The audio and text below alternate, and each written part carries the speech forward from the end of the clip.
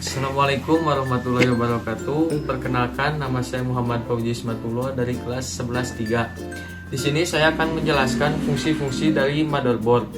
Sebelum itu, kita juga harus tahu apa sih itu motherboard. Motherboard adalah papan sirkuit utama dalam komputer yang berfungsi sebagai tempat terhubungnya seluruh komponen komputer. Nah, langsung saja kita ke komponen dan fungsinya. Yang pertama itu ada soket prosesor. Soket prosesor berfungsi sebagai tempat untuk memasang prosesor atau CPU. Yang kedua yaitu ada dot bridge. Dot bridge berfungsi menangani komunikasi antara CPU dalam beberapa kasus RAM dan kartu video PCI Express atau AGP dan short bridge. Lalu di sini ada short bridge. Short bridge berfungsi untuk menangani proses kecepatan rendah seperti hard disk. Lalu di sini ada slot RAM. Slot RAM berfungsi untuk menampung dan menghubungkan modul RAM. Lalu di sini ada slot AGP.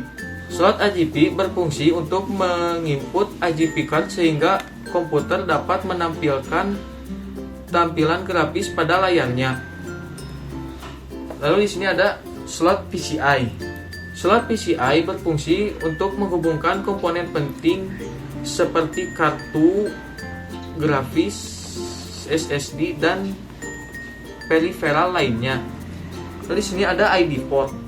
ID port berfungsi untuk menghubungkan perangkat penyimpanan di komputer seperti hard drive dan optical drive ke motherboard. Lalu di sini ada SATA. SATA konektor atau Serial Advanced Technology Attachment berfungsi untuk menghubungkan perangkat penyimpanan massal seperti hard disk, drive atau HDD, drive optik, dan solid state drive atau SSD ke motherboard komputer. Lalu di sini ada CMOS battery. CMOS battery berfungsi untuk menyuplai arus secara terus-menerus dan menjaga agar pengaturan BIOS yang telah dibuat pada chip CMOS tidak hilang. Lalu di sini ada parallel port. Parallel port berfungsi untuk berkomunikasi dengan peralatan luar seperti printer model lama dan pemindai. Serial port berfungsi menghubungkan perangkat asinkron secara fisik ke komputer.